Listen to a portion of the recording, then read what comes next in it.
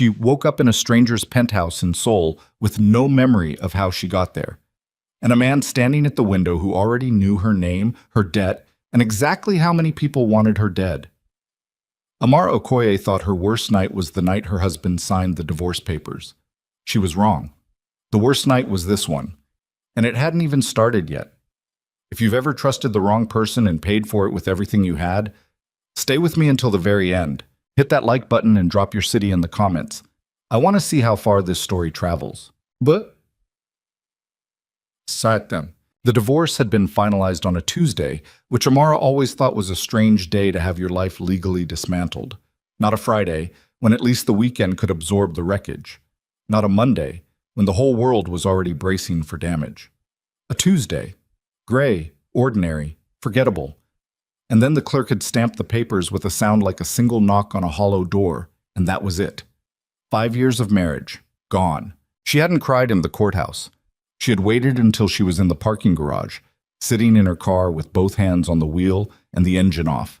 And then she had let it come. Not the kind of crying that looks good in movies, the ugly kind. The kind that leaves your face swollen and your ribs sore and your mouth tasting like salt and old coffee.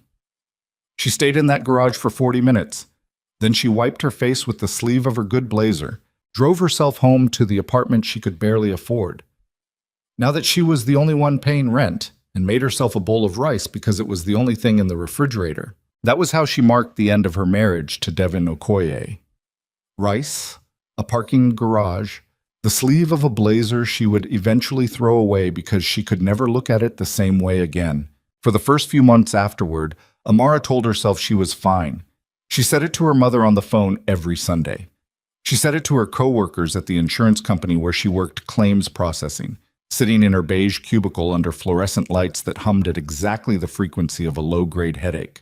She said it to herself in the mirror each morning while she put on mascara, as if the routine of it, brush, blink, repeat, was a kind of argument she was winning. She was not fine. She was 34 years old and starting over with a savings account that Devin had quietly drained during the last 6 months of their marriage, a credit score that had taken on his debts before she even knew those debts existed, and a name that no longer felt entirely her own because she had changed it when she married him, and now didn't know whether to change it back or keep it or burn the whole identity to the ground and start fresh. She had loved him. That was the part nobody understood. Not her mother, not her colleagues, not the therapist she saw 3 times before the copays became impossible. They all wanted to talk about betrayal as if it canceled love, as if the discovery of who someone really was retroactively deleted what she had genuinely felt. But Amara had grown up in a family where nothing was simple, where her father was simultaneously a generous man and a dishonest one, where love and damage arrived in the same package, and she understood, even when she didn't want to, that the fact that Devin had lied to her did not mean she had imagined the mornings when he brought her coffee without her asking, or the way he had held her hand at her grandmother's funeral without saying anything, because he had known, somehow, that words would have been worse. It also didn't change what he had done. He had cheated on her, twice that she knew of, and probably more. He had borrowed money from people she would have run from if she had met them in a parking lot. And she would only discover this later, much later, when the debt collectors came and then suddenly stopped coming, replaced by something far quieter and far more dangerous. He had apparently been moving money through accounts connected to her name, large amounts. Moving it fast, moving it to places that had no street addresses she recognized. She didn't know any of that yet on the night her sister Nadia called. It was 2 months after the divorce, and Amara was sitting on her apartment floor eating rice again. Different bowl, same rice, same fluorescent kitchen light that flickered on the left side every time the refrigerator cycled on, when her phone rang. "I need you to do something for me," Nadia said without hello. "What kind of something?" "The kind where you put on the dress I'm going to bring over, and you let me take you somewhere and you don't ask too many questions until we're already there." Amara looked at her bowl. "I'm eating." "You're eating sad rice at 10 p.m. I can hear it in your voice." "Rice isn't sad." "Amara." The way Nadia said her name, flat, tired, like she had been carrying a very specific worry for a very long time, made Amara put down the fork. "Where?" she said. "Seoul," Nadia said. "We're going to Seoul." Amara had been to South Korea once before, on a conference her company had sent her to 3 years ago. She had spent 4 days in a hotel near Gangnam, eaten japchae at a restaurant recommended by the concierge, and been too exhausted and too homesick to see much else. She had come back with a jar of gochujang and a vague impression of a city that moved faster than she did. This was different. Nadia had connections that Amara had never fully understood. She moved in circles that seemed to exist just outside the frame of normal life. People who had money and access and a particular kind of confidence that came from never worrying about co-pays. She worked in international finance, or said she did, and lived in a part of Atlanta where the houses had gates. Amara had always assumed the distance between their lives was just a matter of choices and luck. She had stopped asking too many questions a long time ago because the answers had always felt like they were hiding something. The dress Nadia brought over was black and understated, which Amara appreciated. She put it on in the bathroom, looked at herself in the mirror for a long moment, and thought, "You look like a person who is trying." That was enough. They flew business class on a Friday night, and Nadia talked about everything except where they were going or why it had to be this particular weekend. She talked about a film she'd seen, about their mother's garden, about a restaurant in Midtown she wanted to try when they got back. Amara watched the darkness out the window and let the conversation wash over her and thought about the rice on her kitchen floor, slowly going cold in the bowl she had left without putting in the refrigerator. The club was in a part of Seoul she didn't recognize, down a narrow street lined with cars that cost more than her apartment lease. There was no sign outside. There was a door, heavy brushed steel, and a man standing next to it who looked at Nadia with the specific recognition of someone who had been told to expect her. Inside, the noise hit first, not loud music, but the low pressurized hum of a very large room full of people who believed themselves to be important. The lighting was dim gold. Every surface was dark wood or black glass. The staff moved like they had been trained not to look directly at the guests, and the guests moved like they had been trained not to care either way. "This is a lot," Amar said. "You'll adjust," Nadia said. They were given a table in the second tier, overlooking the main floor, which Amara thought was strange, until she realized that it was a position that allowed you to see everything without being easily seen. Nadia ordered drinks without consulting the menu. A server brought water and something else, a small bowl of something pale and sweet that Amara ate because she was still slightly hungry from the flight, and because Nadia told her it was fine. She would think about that bowl for a long time afterward. An hour into the night, she noticed him. He was not doing anything in particular. That was what struck her first. In a room full of people performing their importance, laughing too loud, touching each other's arms, checking phones with the casual authority of people who received urgent messages all the time. He was simply standing at the far end of the upper floor with a glass in his hand, not drinking from it, not talking to anyone. He was Korean, mid-40s by her estimate, broad-shouldered in a suit that was not expensive, in a flashy way, but expensive in the way that meant someone who knew exactly what they were doing had built it specifically for his body. His face was angular and still, not cold exactly, more like composed in a way that cost something to maintain. He wasn't looking at the room. He was watching it. There was a difference. "Who is that?" Amara said. Nadia's hand paused on her glass. Just briefly. "Which one?" "The one standing alone near the rail, dark suit." Nadia looked, then looked away. "His name is Kang Tae-jun," she said. "He owns this club." "He looks like he owns more than a club." Nadia didn't answer. As if the sentence itself had crossed some invisible wire, Tae-jun's gaze shifted. Not toward the room, toward their table, toward Amara specifically. And he held it. Not a glance, not an accident. He held it for a full 3 seconds before looking away again. And Amara felt something move through her chest that she immediately distrusted because her chest had been wrong before, and she had the divorce papers to prove it. She looked at Nadia. Nadia was studying her drink. "Nadia. Why did he look at me like he already knew who I was?" Long pause. "You're imagining things." She wasn't imagining things. But the room was warm, and the drink Nadia had ordered for her was working its way through her bloodstream. And when she tried to form the next sentence, something soft and sideways happened to her thoughts, like a stack of paper sliding off a desk in slow motion. And she put her hand on the table, and the table felt very far away, And she opened her mouth to say something to Nadia, but what came out was not words. And the last thing she was aware of before the edges of the room dissolved was Nadia's hand on her arm. Not pulling her away, but steadying her, which was a different thing, which she would later understand was a different thing entirely.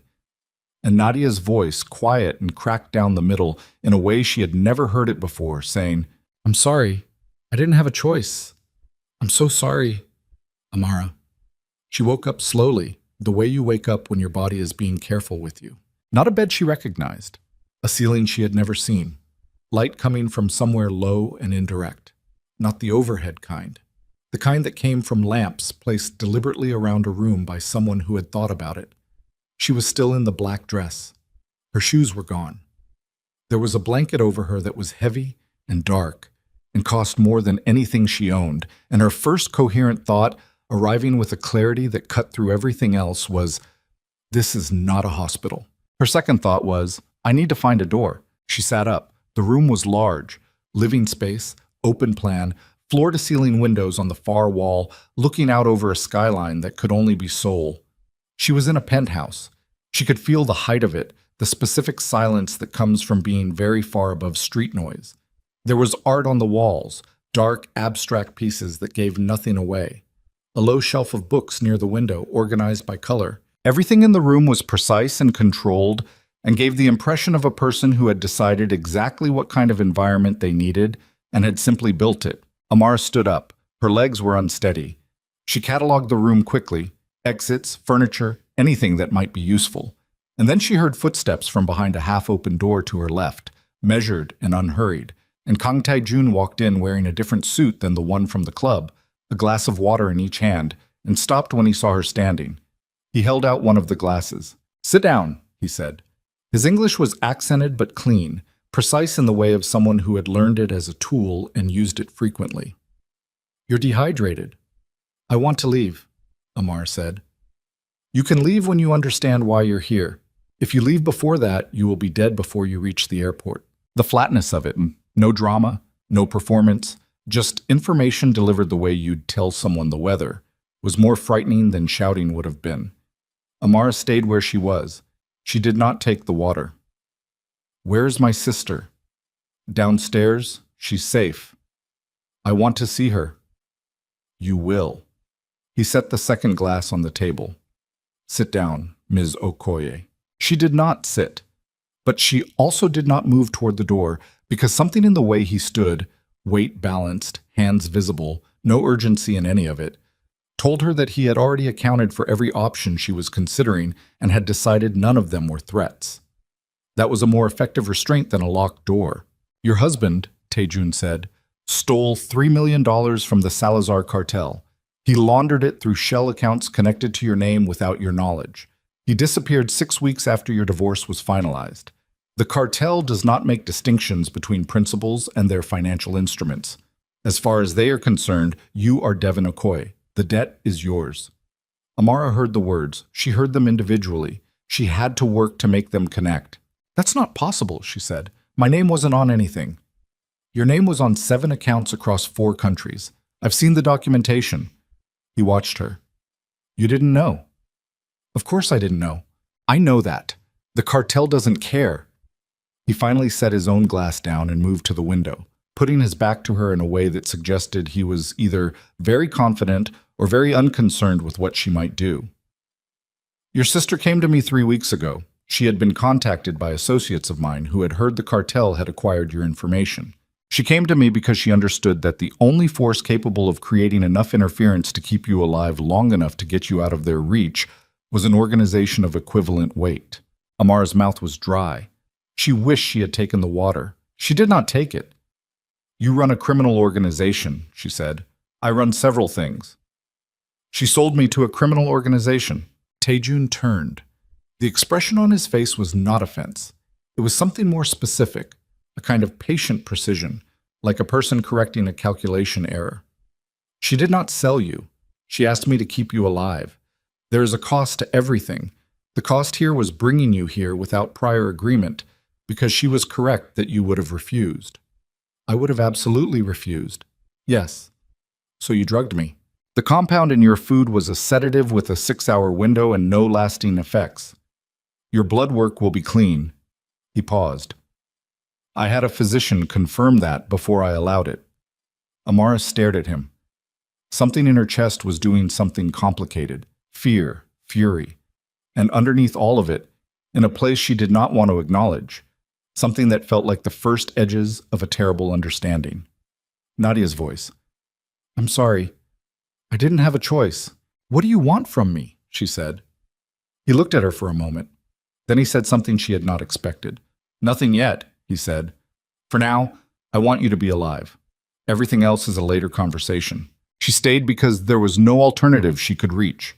She slept in a room with a lock she controlled, a detail that Taijun had pointed out without being asked, which she noted and distrusted equally. She saw Nadia the next morning, and the conversation they had was short and wrecked and did not resolve anything. And when it was over, Amara walked back to her room and sat on the edge of the bed and thought about Devin.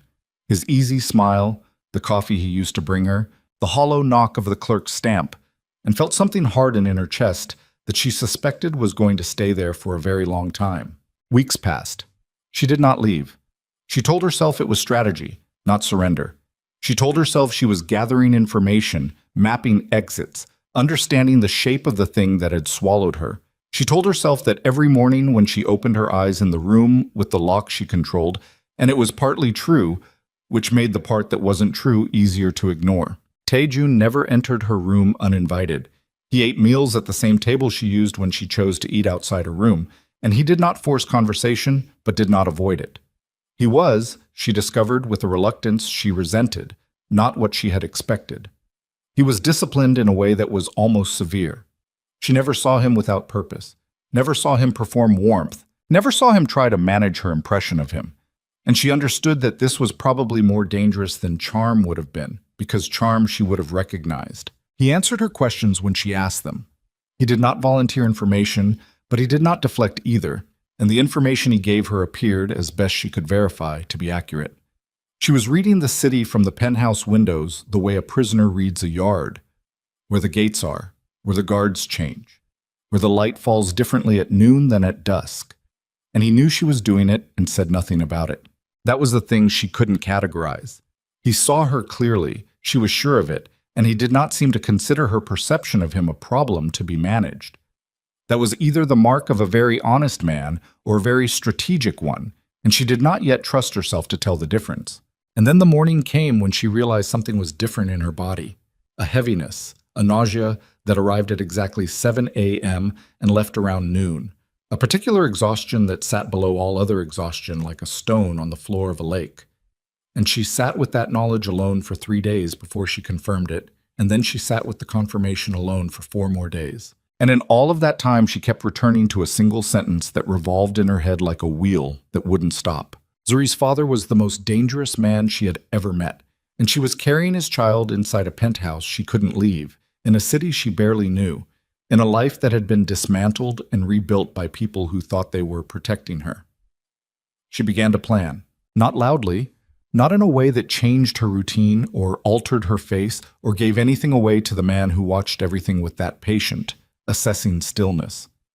She planned in the margins, small things, memorized things, the location of the car keys she'd noticed once in a kitchen drawer, the shift change of the security staff at the ground floor entrance, the name of the airline she'd seen on a receipt in the common area that indicated where his private aviation contacts were based. She was her father's daughter. She understood that love and damage came in the same package. She was also her own woman, and she was not going to raise this child in the middle of someone else's empire. On a Wednesday morning, 3 months after the night she had woken up on that penthouse ceiling, Amara Okoye took what she could carry, her passport, the cash she had carefully gathered in small amounts over weeks, the phone she had reset and re-registered, and the name she had already chosen for the daughter she somehow already knew she was carrying. And she walked out a side entrance while the morning shift was changing and got into a cab she had prearranged and did not look back. She was not running from Taejun. She was running toward a life where her daughter would never have to be protected from the things her father had built. What she didn't know, what she couldn't know, sitting in that cab watching Seoul recede behind her, was that the man she was leaving would spend the next 5 years crossing every continent looking for her, or that the day he found her would not be the day she feared most. It would be the day she learned her daughter was dying. 5 years is a long time to outrun a ghost. Amara Okoye had buried that name in the same place she buried everything else she could no longer afford to carry. The marriage, the courthouse parking garage, the penthouse ceiling in Seoul, the look on Nadia's face that last morning when words had failed both of them entirely. She had pressed all of it down into some compressed, airless place in the center of her chest, and she had built a life on top of it. Not a spectacular life. Not the kind of life she had imagined at 22, sitting in a college library with a stack of books and an idea that the world would eventually make sense if she kept reading enough of it. But a life that was hers, every crooked inch of it, every unpaid invoice and late Tuesday night and hand-lettered sales sign taped to the window of the small bookstore she had opened on a side street in Boston's South End, with money she had earned herself, one careful dollar at a time. She had called herself Maya Brooks for so long now that Amara felt like a character she had once read about and half forgotten. The bookstore was called Turning Page. It was narrow and slightly overcrowded, the way good bookstores always are, with shelves that went too high and a rolling ladder that got stuck on its track in humid weather, and a reading corner in the back with two mismatched armchairs, and a lamp that threw warm amber light in a circle just wide enough for two people to share. She had painted the walls herself, a deep green that had taken 3 coats and one very long weekend, and in the morning when the light came through the front windows at the right angle, it turned the whole room the color of something living. She had done all of it while 5 months pregnant, and then 6. And then she had done the last coat at 7 months on her hands and knees along the baseboard trim. And she had thought the entire time, this is for you.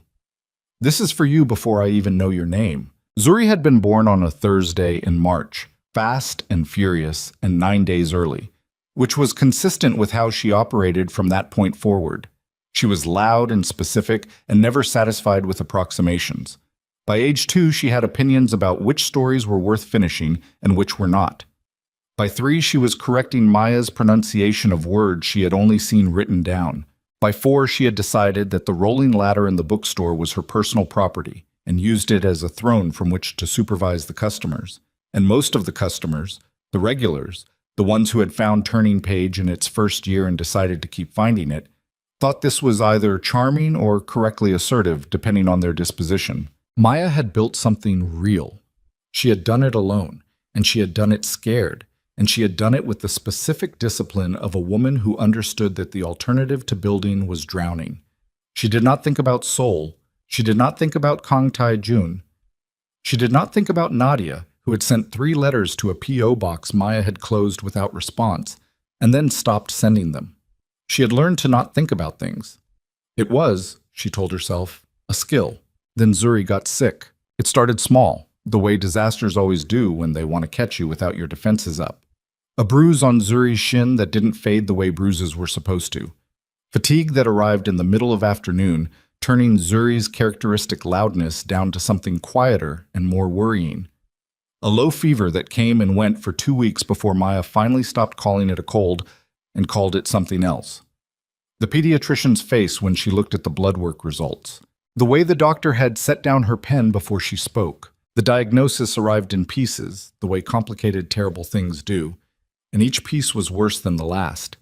Aplastic anemia, severe and progressive. The bone marrow failing to produce the blood cells Zuri's body needed to keep her alive. Treatable, potentially, with a transplant. But the transplant required a donor match, and Zuri's rare cellular markers narrowed the pool to near impossible odds. And after 8 months of searching the National Registry and 2 international databases and 1 very expensive private consultation that Maya paid for by taking out a second loan against the bookstore, the match had not been found. And then the hospital called. Not her. Not the transplant coordinator. The call came through a specialist Maya had never spoken to before, a Dr. Christine Park, who worked in international donor coordination. And she said the words in a measured, careful way that suggested she had said them before and understood that they never landed the way you intended them to. We found a compatible donor.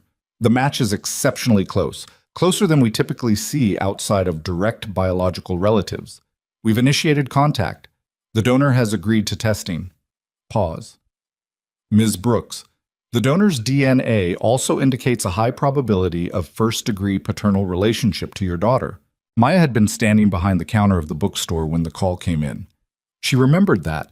She remembered the specific weight of the phone in her hand and the way the afternoon light was coming through the window at that angle she usually found beautiful, and the sound of Zuri in the reading corner in the back, doing something with the books that involved a system only Zuri fully understood. She said, "Say that again." Dr. Park said it again. Maya put the phone on the counter face down and stood very still for what was probably 30 seconds and what felt like considerably longer. And then she picked it back up and said, "When?" "He's already in transit," Dr. Park said. "He'll arrive in Boston tomorrow morning." She had one night. She spent the first 2 hours of it sitting on the floor of Zuri's bedroom after Zuri fell asleep, watching the rise and fall of her daughter's chest, the particular rhythm of it, the slight catch on the exhale that the doctors said was fatigue-related and not dangerous, and that Maya had been cataloging with the obsessive attention of someone who understood that the difference between dangerous and not dangerous was a line that could move. And she thought about what she was going to do. She could leave. She had done it before. She knew how to do it. What to take, what to leave, how to be somewhere new fast enough that the trail cooled before it could be followed. She had become, without intending to, very good at disappearing. But Zuri was 5 years old and getting worse, and the donor was Zuri's father. And if Maya ran now, she was not running to protect her daughter. She was running to protect herself. Those were different things, and she knew the difference. And she was not the kind of woman who could look at herself in the mirror and pretend otherwise. She stayed on the floor until her back hurt, and then she got up and went to the window and looked at the street below. The ordinary, safe, deeply familiar street that she had chosen because it felt like the opposite of a penthouse in Seoul. And she made herself say it out loud, in the dark, to nobody. "He's coming." The hospital was Boston Medical, and Maya arrived 40 minutes before the time Dr. Park had given her.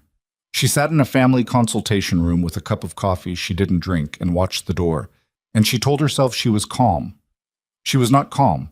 She was very specifically the opposite of calm, sitting very still in the way that people do when the alternative is coming apart in a room where they cannot afford to come apart. She heard him before she saw him. Not his voice, the quality of the corridor, the way it changed, the specific silence that moves ahead of a person who commands the space around them without trying, the way weather moves ahead of itself. Kang Tae-jun walked through the door of the consultation room and stopped. He was wearing a charcoal suit, no tie, and he looked exactly like himself, which was the thing Maya had been somehow unprepared for. She had spent 5 years constructing a memory of him that was manageable.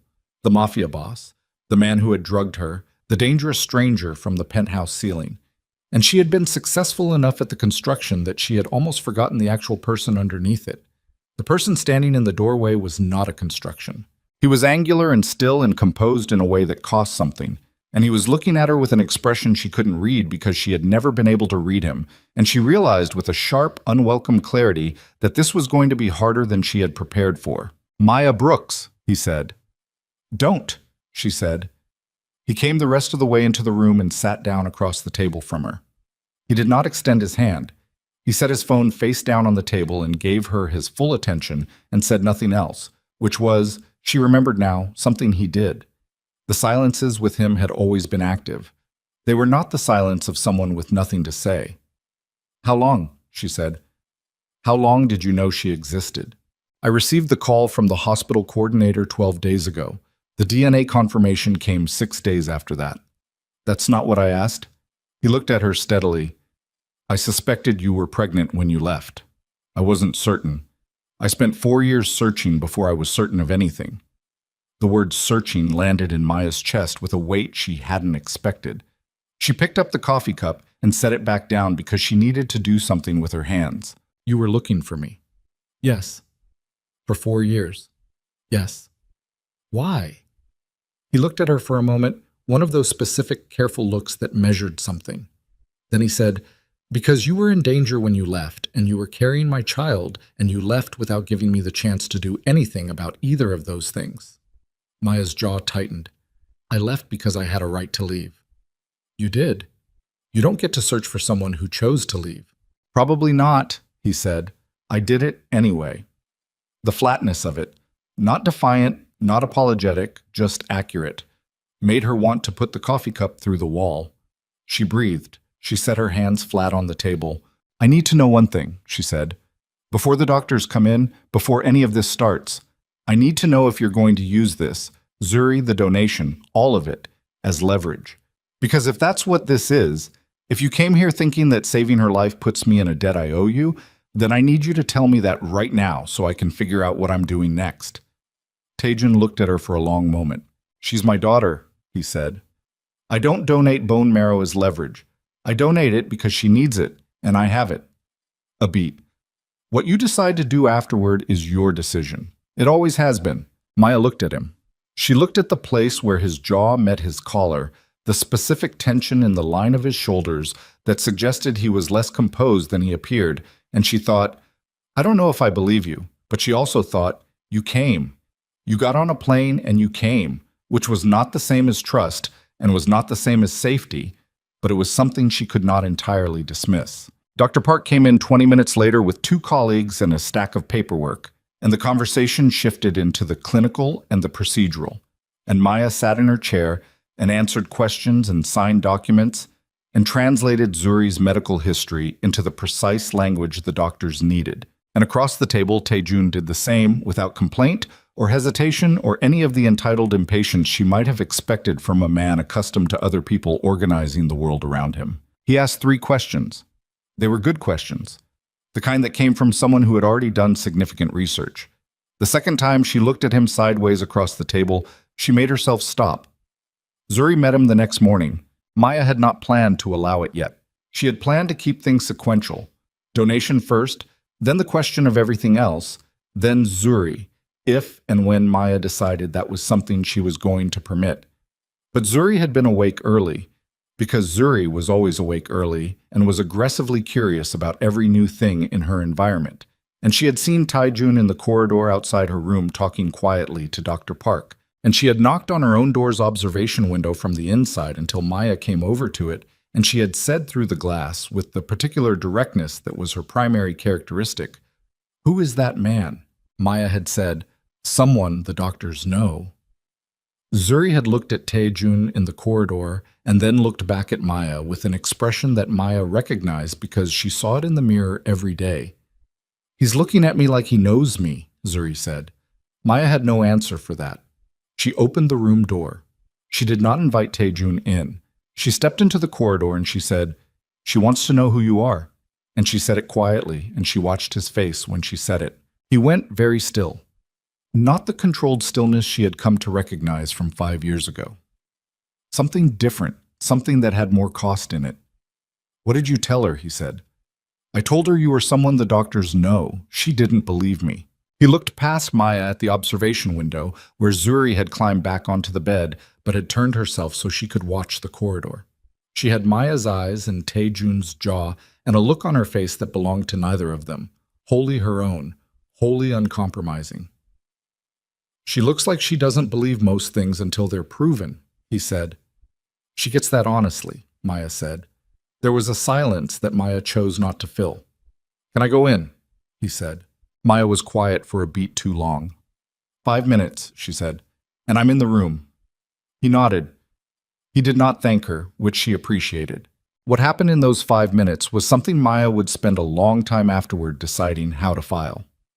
Taejun sat in the chair beside Zuri's bed, and he introduced himself by his first name, just Taejun, and Zuri studied him with the comprehensive scrutiny of a child who had spent her whole life being the smartest person in most rooms, and she said, "Your name sounds Korean."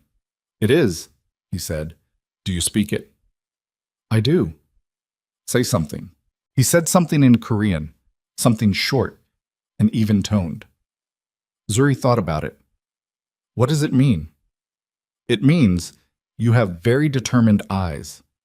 Zuri considered this. "That's not a regular thing to say to someone." "No," he agreed, "but it's true." Zuri looked at her mother, then back at Taejun, and said, with the terrible accuracy of a 5-year-old who had not yet learned to soften the things she noticed, You look at my mom like the doctors look at my charts. The room went quiet. Taejun said, "How do the doctors look at your charts?" "Like they're trying to figure out what they're supposed to do next," Zuri said. Maya looked at the ceiling. The donation procedure was scheduled for 4 days out. The pre-procedure workup for Taejun was extensive, and he submitted to every blood draw and imaging scan and assessment without complaint and with a thoroughness that the medical staff noted approvingly, and Maya noted with a complicated feeling she couldn't entirely name. He was staying at a hotel 10 minutes from the hospital. He came each morning at the same time, and he left each evening at a time that did not overstay anything.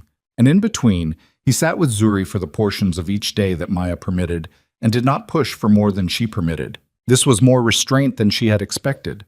She didn't know what to do with it. On the third day, he was in the corridor when Maya stepped out to get coffee, and they stood in the particular silence of two people with too much history and not enough safe language. And Maya said, because it had been building and she needed it out of her chest, "Nadia, tell me what she's been doing." Taejun looked at her. "She's been working with my organization's intelligence network," he said. "Not operationally. Information. She's been passing us updates on the cartel's movements for 3 years, the ones looking for you." Maya absorbed this. "She never stopped looking for me," she said. "It wasn't a question." "No. She knew where I was." "No, she knew what name you were using. She didn't know your address. She asked me to keep it that way." Maya looked at the wall. She thought about the letters sent to a P.O. box, the letters she had left unopened. She thought about Nadia saying, "I'm sorry, I didn't have a choice," and the way her voice had been cracked down the middle, and she thought about how she had decided, in the cab leaving Seoul, that it was a manipulation, and she was done with it. "She was protecting me," Maya said. "Yes. By working with you." "Yes." The silence that followed was a different kind than the ones before. It had more in it. "The cartel," Maya said. "How active are they?" Taejun's expression shifted fractionally. Something moved behind his eyes that she recognized from 5 years ago. The particular attention of someone switching from one kind of conversation to another.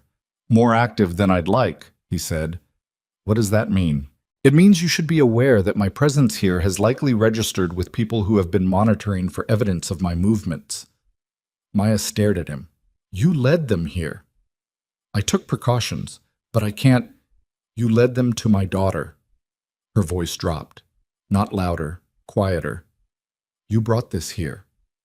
"Maya, don't." She stepped back, both hands pressed flat against the corridor wall behind her. "Don't tell me it's under control. Don't manage me." "How close?" He held her gaze. "Close enough that I've had my security team on the hospital perimeter since yesterday morning." Maya felt the blood leave her face. "Since yesterday," she said. "And you're telling me now?" "Because yesterday it was precautionary. This morning—" He stopped. "This morning what?" He said it cleanly, without softening it, which was the only thing he could have done that she would have respected. "This morning, 2 of my security personnel identified a 4-person surveillance unit watching the hospital's main entrance. Same cartel, same syndicate that's been looking for you for 5 years." Maya looked at the door to Zuri's room. The transplant was not done yet. Zuri's marrow was compromised, and her immune system was suppressed in preparation for the procedure, and inside that room was a 5-year-old child who could not be moved without medical risk, who could not be left without mortal risk, and whose father was standing in a hospital corridor in Boston telling Maya that the thing she had spent 5 years running from had just walked up to the front door. She turned and looked at Taejun, and what she felt was not fear, or not only fear, it was the particular fury of a woman who had done everything right and had it matter nothing at all, who had run and hidden and built and protected and loved fiercely and quietly and constantly, and had her daughter end up in a hospital bed in a suppressed immune state with armed men outside the building anyway. "Tell me," she said, "that you have a plan." He looked at her for a beat, and for the first time since he had walked through the consultation room door, something in his face shifted into something she recognized as the same controlled calculation she had watched from across a room in Seoul 5 years ago. The man who watched a room instead of performing for it. "I have a plan," he said. "It better include getting my daughter out of this hospital alive," she said. "It includes getting both of you out," he said. "But you need to trust me. Right now, in this corridor, you need to decide if you can do that." Maya looked at the door to Zuri's room. She looked at the man who had crossed an ocean to save his daughter's life before he even knew her name. She looked at her own hands, pressed flat and white against the wall, and she took one slow breath and she said the hardest thing she had said in 5 years. "Tell me the plan," she said.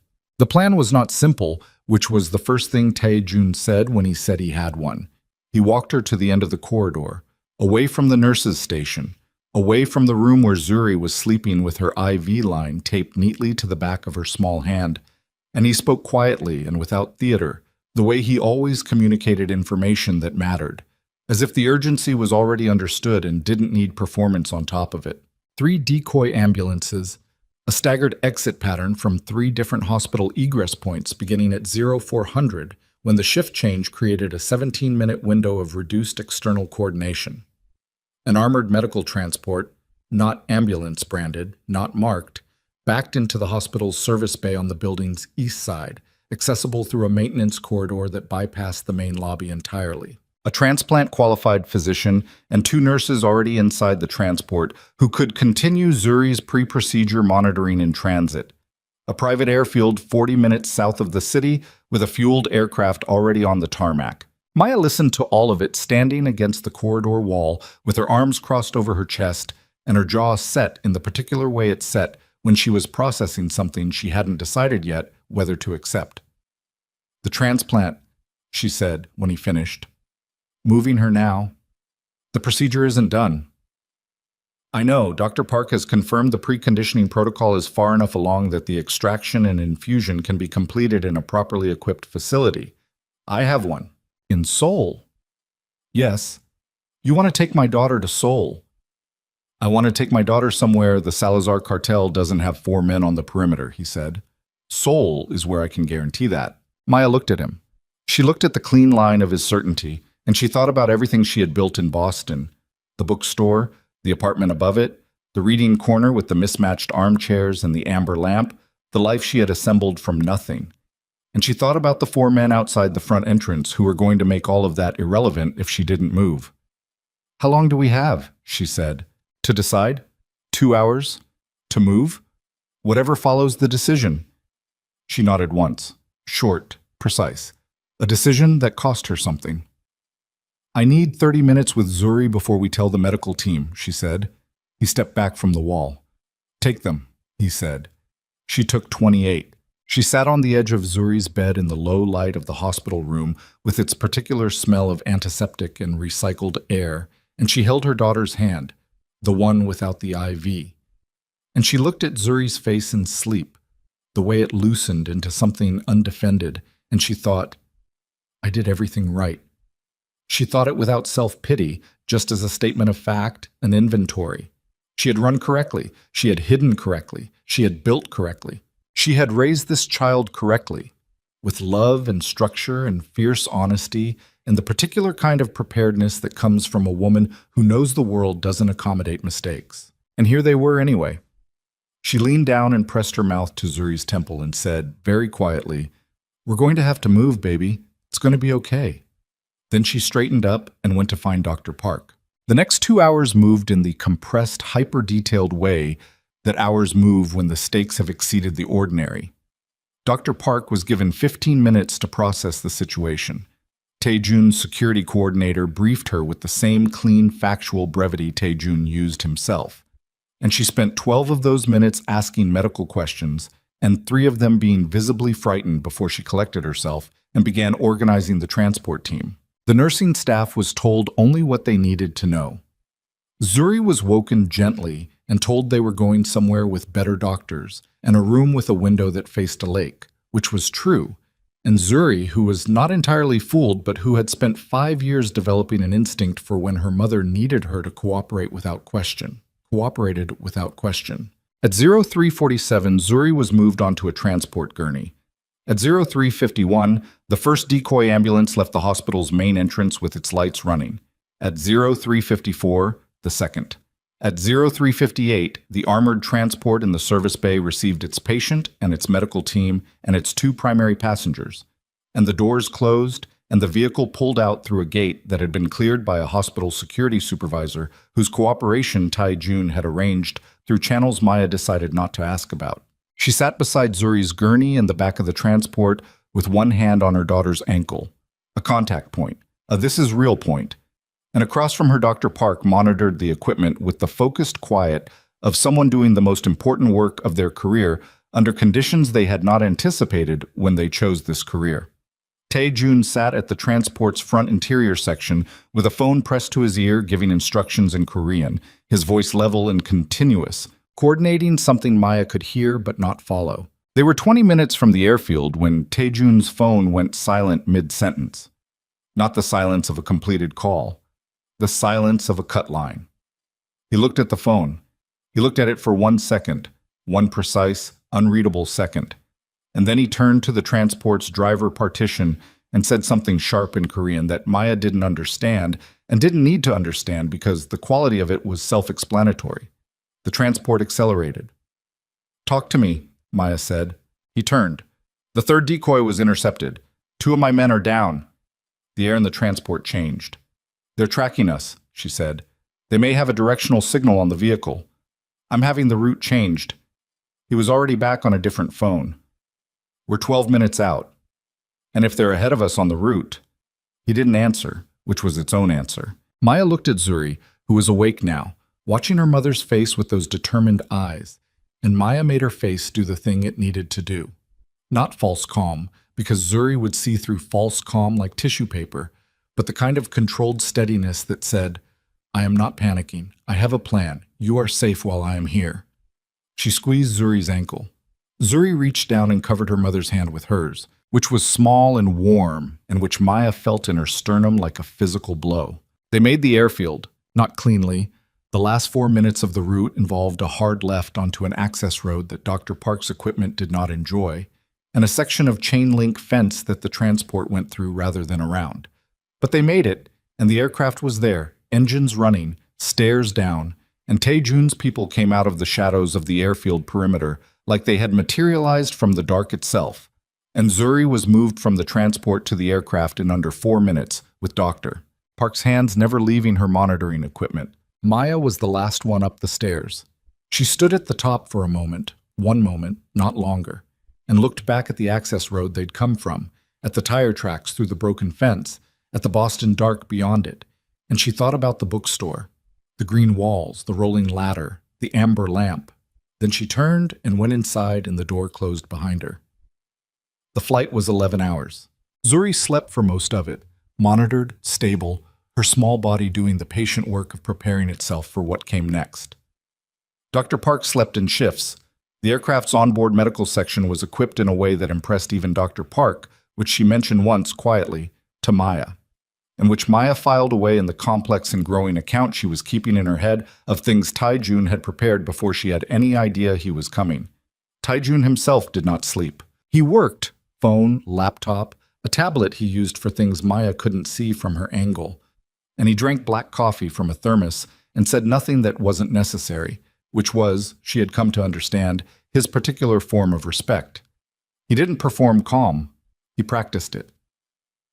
At hour 7, somewhere over the Pacific, Maya got up from the seat beside Zuri and moved to the section where he was working and sat across from him. He looked up. "Tell me about Nadia," she said. "All of it, not the summary." He considered this. Then he set the tablet down. He told her. Nadia had known about Devon's cartel connection 8 months before Maya's divorce, had discovered it through a professional contact in international finance who had flagged an anomalous transaction pattern connected to an account under Maya's name. She had confronted Devon. He had threatened her. She had spent 3 months trying to find a legal solution before understanding that the legal system did not move at the speed required by the timeline she was facing. The cartel had already identified Maya as a financial instrument of record. They were not interested in legal distinctions. Nadia had gone to Tae-jun's organization through an intermediary, a contact 2 steps removed, a woman who worked in private security consulting who had worked adjacent to the Korean network before. She had not walked in and made a deal. She had sent a message to a message to a message, and she had waited. And when the response came, it was not an offer of protection. It was a meeting. "She came alone," Tae-jun said. Maya watched his face. She brought documentation, the financial records, the account structures, the cartel's existing file on your identity.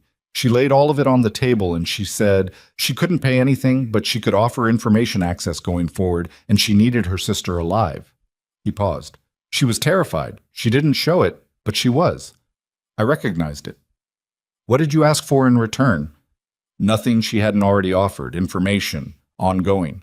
That's not nothing. That's years of her life. Yes, he said. She's been a source for your organization for 5 years. For the network that monitors the Salazar cartel specifically, yes. She has a unique professional position that gives her sightlines into financial movements they use. She's never been asked for anything outside that scope. Maya was quiet for a while. The aircraft noise filled the space between them. That particular low roar that normalizes itself until you stop hearing it, and then you hear it again all at once. She knew I was Maya Brooks, Maya said. She knew where I was. She knew the name. After the 2nd year, she knew the city. And she didn't tell you. She asked me not to look. I agreed. Maya looked at him. Why? He held her gaze. Because she said you needed to choose to be found, not be found. The sentence sat in the aircraft air, and Maya let it sit there. She didn't examine it. She wasn't ready to examine it. She filed it next to the letters sent to a closed P.O. box, and the crack down the middle voice in the soul corridor, and all of the other things she was going to have to dismantle and rebuild her understanding of when she had the capacity for it. You should know, Taejun said, that she's meeting us in Seoul. Maya's breath went short. You called her. When I confirmed the hospital situation, she's been in contact with my security team. She wanted to be there. He paused. I told her it was your decision whether to see her. Maya nodded. She nodded in the mechanical way of someone who has reached the edge of what they can process in a single sitting and is acknowledging receipt without confirming response. She went back to Zuri's side and sat down and put her hand on her daughter's arm and looked out the small oval window at the Pacific dark below, and she breathed, and she let the hours pass. They landed outside Seoul at mid-morning. The estate was 40 minutes from the airfield through a series of roads that moved from highway to smaller road, to a private lane lined with trees that had been planted close enough together that the canopy joined overhead, and when they emerged from the canopy, the lake was there, broad and gray-green under an overcast sky, the kind of flat particular beauty that doesn't announce itself. The estate's main structure was large and low, built in a style that was modern without being cold, and beside it, connected by a covered walkway, was a separate building that Maya assumed was a guest house, until she was told it was the medical facility. Private and purpose-built. Dr. Park walked through it with the expression of someone who has just been shown a kitchen by a very serious chef. Zuri was transferred into the facility's care, and the transplant team that had been assembled and waiting, Dr. Park would work alongside them, having been briefed during the flight, began the final preparation protocol. Maya sat with Zuri through the first 2 hours of this, holding the non-IV hand, answering Zuri's increasingly specific questions about the lake, visible through the medical facility's window with the specificity Zuri required, and then Zuri was settled and Maya stepped out. Nadia was in the covered walkway. She was standing with her back to Maya, looking at the lake through the walkway's glass wall, and she was wearing a gray coat and she was thinner than Maya remembered, and something about the line of her shoulders, the particular set of them, the way they carried a weight that had been there long enough to become structural, undid something in Maya's chest before she was ready for it. Nadia heard her step and turned. She looked at Maya, and Maya looked at her, and neither of them said anything for what was probably 5 seconds, and what felt like considerably longer. Nadia's eyes were doing the thing eyes do when someone has been waiting for a specific moment for long enough that when it arrives, the body doesn't know what to do with it. You look good, Nadia said. Her voice was careful. You look tired, Maya said. I am tired. Maya stood where she was, 10 feet between them, the lake behind the glass. Why didn't you tell me, Maya said, when you found out about Devin, before any of it? Why didn't you just tell me?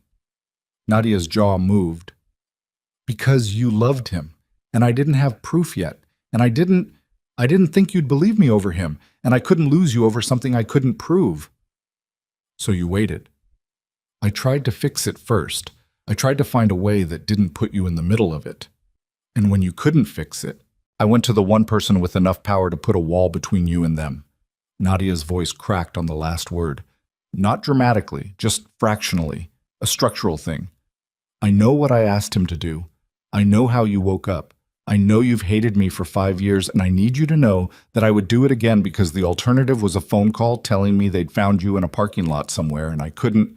She stopped. Maya looked at her sister, at the specific cost of the last 5 years in her face, the tightness around the eyes, the economy of movement that comes from someone who has been careful for too long, who has been living adjacent to danger long enough that caution has become a permanent posture. You've been working for his organization, Maya said. I've been feeding information to people who were keeping you alive. That's what I've been doing. That's the same thing. It's not the same thing, Nadia said, with the first real heat she'd shown. I did not become part of an empire. I passed financial surveillance data to a network that was tracking the people who wanted to kill my sister. Those are not the same thing, and I need you to hear me say that. Maya breathed. In, out. The lake was the same gray-green. Zuri is beautiful, Nadia said, and her voice dropped entirely. I've seen 2 photos, the ones the hospital sent for the medical file. She has your... Don't, Maya said. Not cruel, just honest. Not yet. I can't do this yet. Nadia nodded. She pressed her lips together and nodded and looked back at the lake. Maya stood there for another moment. Then she said, Stay. Don't go back to the guest house. Just stay in the walkway. I'll come back when I can. She didn't wait for an answer. She went back into the medical facility and she sat beside Zuri's bed and she listened to the sound of the monitors and the quiet professional movements of the medical team. And she was there when Taijun came in at the door and stopped when he saw her, and she looked up at him and said, When is the procedure? Tomorrow morning, he said. Early. She nodded. He came the rest of the way into the room and sat in the chair on the opposite side of Zuri's bed. And Zuri opened her eyes at the movement and looked at him and said, without preamble, Are you staying? He looked at the small person in the hospital bed who had his jaw and her mother's eyes and 5 years of existence he had not been present for. And he said, Yes, if it's all right with you. It's all right with me, Zuri said. She shifted slightly on the pillow, adjusting, the way children do when they're processing something big through a small body. Maya says I have to be brave tomorrow. She's right, he said. Are you brave? He thought about it. Actually thought, which Zuri noticed, because she watched his face while he did it, with the focused attention she gave to things she considered important. I'm brave at some things, he said. Not everything. What are you not brave at? He glanced once, briefly, at Maya across the bed, then back at Zuri. Waiting, he said. I'm not very good at waiting. Zuri considered this. Me neither, she decided, and she closed her eyes. Maya looked at him across her sleeping daughter, and the thing in her chest that had been knotted for 5 years shifted fractionally, like something beginning to loosen without yet being willing to let go. And she looked away first because she was not ready for what came next, and she knew it. The procedure was scheduled for 0600. At 200, Maya was awakened by a hand on her shoulder, one of Tae-jun's security staff, a compact woman named Seo, who had been with the estate team since their arrival and who had, Maya had noticed, never once been anything other than precise. Ms. Brooks, Seo's voice was low and level. Mr. Kang needs you in the communications room. Now! Maya was upright before the sentence finished. Zuri is stable and monitored. This is separate. She followed Seo through the estate's interior corridors in the low lighting of deep night, and when she entered the communications room, a space she hadn't been in before, lined with screens and staffed by 3 people sitting at workstations, Tae-jun was standing in the center of it with his arms at his sides and his face showing the expression she had only glimpsed once before, the one that had more cost in it than his usual composure could entirely contain. On the central screen was a surveillance feed. Exterior, high angle, showing a section of the private lane through the canopy of trees. There were vehicles on it, 4 of them, dark, unmarked, stationary. They're here, Maya said. Yes. How? He turned and looked at her, and the pause before he spoke was a fraction too long, precise enough that she felt it before she understood it. The financial surveillance data, he said, the network Nadia feeds information into. There's a breach somewhere in the chain, somewhere between her access point and our analysts. Someone has been running a mirror feed. Maya stared at him. Someone on your side, she said. Someone on the information chain between her and us. I don't yet know where. How long has the mirror been running? Long enough to track our route from Boston. Long enough to know we're here. He looked at the screen. Long enough that someone was paid to pass our location to the cartel. Maya looked at the screen. At the 4 dark vehicles sitting still in the tree-lined lane like something patient and inevitable. At the canopy above them, which had looked like beauty 12 hours ago and now looked like a closed throat. She thought about Nadia in the walkway, about the financial data passed quietly for 5 years through a chain of contacts, each one a link, each link a potential fracture point. She thought about the specific terrible possibility that Nadia's 5 years of careful work had been used the entire time, not just to protect Maya, but to track her. She thought about Zuri, 4 walls away, asleep. EV line taped neatly to the back of her small hand, hours from a procedure that would determine whether she lived the life she deserved. She turned to Taijun, and what was in her face was not panic, and it was not fury, or not only fury, it was something colder and more fundamental than either of those things. The expression of a woman who has run out of options that belonged to the person she was before this moment, and who is standing at the edge of becoming whoever she needs to be next. I need to know, she said, her voice dropping to something quiet and absolute. If there is anyone inside this estate who knew that chain was compromised before tonight.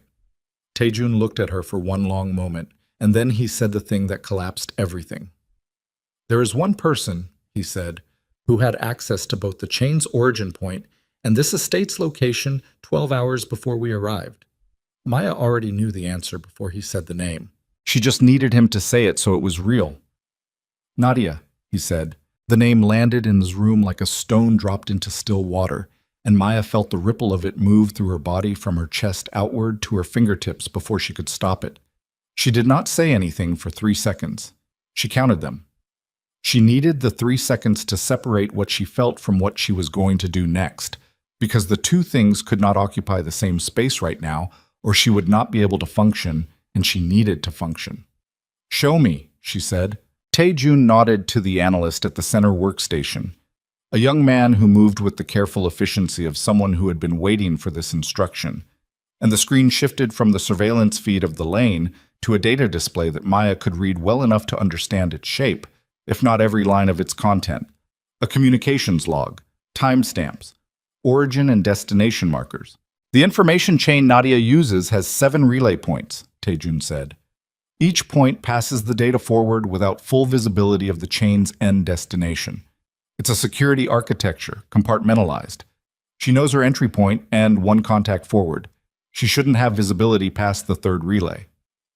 But, Maya said, 12 hours before we landed, a query was made from Nadia's access credentials into the 3rd relay's routing architecture. A passive query, the kind that doesn't trigger security flags because it doesn't extract data. It only maps. He paused. Mapping the 3rd relay gives you enough to calculate the chain's probable end terminus. Someone used her credentials, Maya said, or she used them herself. Yes. Those are 2 different things. Yes, he said again. They are. Maya looked at the timestamp on the screen. 12 hours before landing. She ran the timeline backward. 12 hours before they landed, they were somewhere over the Pacific. 7 hours into the flight. She had been sitting beside Zuri. Taejun had been working. Dr. Park had been sleeping, and Nadia had not been on the aircraft.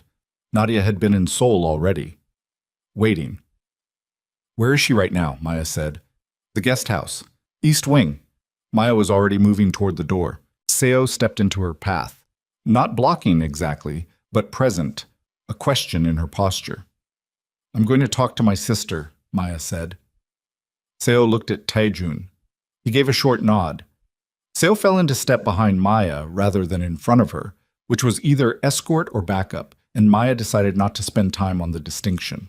The guest house East Wing was a 60-second walk through the estate's interior corridor, and Maya used every second of it to build something in her chest that was neither grief nor fury, but was adjacent to both.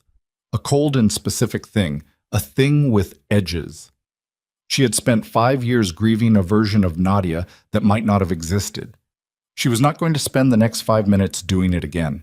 She needed to know what was true before she let herself feel the weight of it. The door to Nadia's room was not locked. Maya opened it without knocking. Nadia was awake, sitting on the edge of the bed in her gray coat, shoes still on, in the posture of someone who had not intended to sleep. She looked up when the door opened, and what moved across her face when she saw Maya's expression was complicated enough that Maya cataloged it before it finished. Surprise, then a specific apprehension, then something that looked under everything else, like the exhausted relief of someone who has been waiting for a particular moment for longer than they could sustain. That last thing was the one Maya couldn't account for, and it slowed her by half a step. "The third relay," Maya said. 12 hours ago. Was it you?" Nadia looked at her. The apprehension in her face sharpened into something more focused. "Sit down," Nadia said. "Answer the question." "Sit down, Maya. There are 4 cartel vehicles at the end of the lane, and my daughter goes under in 4 hours. Do not tell me to sit down." Nadia stood up. She was the same height as Maya, always had been, and for a moment they were simply 2 women standing 3 feet apart in a room that smelled of unfamiliar soap and the particular staleness of a space that had been prepared for someone and then waited. And the 68 combined years of their lives between them felt like a physical presence in the room alongside them. "I mapped the relay," Nadia said. "Yes." Maya's breath went short and sharp. "I mapped it 6 months ago," Nadia continued, "when I started suspecting there was a breach in the chain. Not me making a breach, me trying to find one. I ran a passive map to identify which relay nodes had anomalous traffic patterns. I found one. The 5th relay." She held Maya's gaze with the specific steadiness of someone who has rehearsed this and knows the rehearsal is the only version they get. Someone upstream of the 5th relay has been running a shadow monitoring protocol for at least 14 months. Copying data as it passes through. Not extracting anything that would trigger the chain's security, just copying, building a picture over time. Maya stared at her. "Why didn't you report it to him?" "Because I didn't know who in his organization had set it up. A shadow protocol at that level requires someone with architecture access. That's not a cartel asset. That's an inside position." Nadia's voice was flat and even, the voice of someone who has already lived with a terrible knowledge long enough to have metabolized some of its shock. "I couldn't tell Taijun there was a breach in his own network without knowing if the person who built it was someone he trusted, so I started mapping from the outside in." Maya processed this. She processed it in the rapid, compressed way of someone doing math under fire, checking the logic, looking for the place it failed, finding the place it held. "The query timestamp," she said. 12 hours before we landed. I ran a second map when Taejun told me you were coming. I wanted to know if the breach node was still active." Nadia's jaw tightened. It was. And it had already received this estate's location from somewhere inside Taejun's own advance team. Someone told the breach node where he was taking you before you even boarded the aircraft. The room was very quiet. "Someone on his team," Maya said. "Someone with access to the advanced logistics, the estate address, the route from the airfield, the medical facility's readiness status." Nadia looked at her. "I ran the map to try to trace where the breach node receives its feed from. I didn't get far enough before the security system logged my credentials, and I assume that's why Taijun flagged my name." Maya stood very still. In the corridor behind her, she could sense Seo's presence, patient, listening, professionally unobtrusive. "You have a name," Maya said. "The inside source. Do you have a name?" "I have a partial identifier, enough to narrow it." Nadia crossed to the room's small desk and picked up a folded paper. Actual paper, handwritten, the choice of someone who didn't trust any digital surface in a potentially compromised environment, and held it out. Maya took it. She looked at it. Then she turned and walked back through the door. She was moving fast by the time she reached the corridor, and Seo matched her pace without question. She was back in the communications room in 50 seconds, and she put the paper on the desk in front of Taijun and said, "Your inside source. Nadia's been tracking the breach for 6 months. She wasn't running intelligence to the cartel. Someone on your advance team was running it to them through a node in your own network." Taejun looked at the paper. Something moved through his face that Maya had not seen before. Not surprise exactly, but the controlled recalibration of a person whose model of the situation has just been fundamentally corrected and who is processing the cost of having been wrong. He turned to the analyst. He spoke in Korean, quietly and rapidly. The analyst's hands went to the keyboard. 20 seconds. The analyst said something back. Taejun's expression went very still in the particular way that meant it was costing him something to keep it still. He turned to Seo and said one name, one Korean name, 2 syllables. Seo's face did not change. She nodded once, turned, and left the room. Who is it? Maya said. My logistics coordinator. He's been with the organization for 9 years. Taejun's voice was level. The level was doing significant work. He was the only person outside my security leadership who knew the estate address before we departed Boston. 9 years, Maya said. Yes. How long has he been compromised? 14 months matches a personal financial situation I was aware of and considered resolved. A pause. I was wrong. Maya looked at the surveillance feed. The 4 vehicles hadn't moved. Patient. Waiting. Knowing they didn't have to rush because they believed they controlled the timeline. They think we don't know they're there, she said. Yes. That's the only advantage we have. Yes. She looked at him. Use it. Taejun picked up his phone. What happened in the next 40 minutes happened in the fast, overlapping way of a plan being executed by people who have trained for the category of problem, even if not its specific shape. Taejun's security team, 12 people on the estate grounds, 4 more who had arrived in the hour since the vehicles appeared in the lane, received their instructions in pieces, each piece sized to what each person needed to know and no more. The compromised logistics coordinator was located in the estate staff quarters and secured without incident, which Maya heard about secondhand and processed with a complicated blankness. The estate's exterior lighting was adjusted, specific adjustments, creating pockets of darkness at calculated positions along the perimeter where movement could happen without being visible from the lane. Maya was given one instruction: stay with Zuri. She almost didn't. Every instinct she had, the same instincts that had gotten her and Zuri out of Boston and across an ocean in the dark, the same ones she had been exercising in various forms for 5 years, told her that staying still was a losing strategy. But Taejun had said it with the flat certainty of someone stating a tactical reality rather than issuing a control, and she understood when she looked at the medical facility's door that the reality was correct. Zuri was 3 hours from a procedure and alone with her medical team, and the most important thing Maya could do right now was be the thing standing between her daughter and whatever came through any door that shouldn't open. She went to the medical facility. She sat in the chair beside Zuri's bed. She put her hand on her daughter's arm, and she looked at the door and she breathed, and she listened to the estate around her. She heard it in pieces. Not the battle itself. The sounds from the perimeter were professionally controlled, discreet, nothing like what she would have imagined if she'd been imagining it from the outside. A brief radio burst through the wall that CO, positioned in the facility's anteroom, responded to with 2 words. A vibration through the building's structure that might have been a vehicle or might have been something else. A silence that lasted 7 minutes and had a texture to it that was different from regular silence.